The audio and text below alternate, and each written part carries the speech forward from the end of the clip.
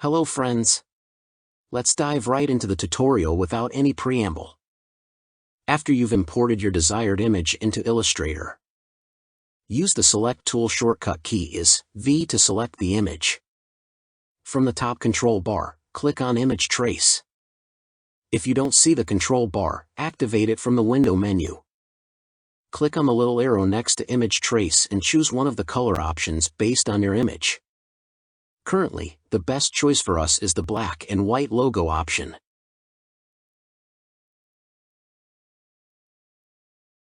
Next, click on Expand. Voila! The hard part is done. Now just right-click and select Ungroup. As you can see, our image has been converted to a vector, and we can easily change its colors. Feel free to experiment and have fun with your newly transformed artwork.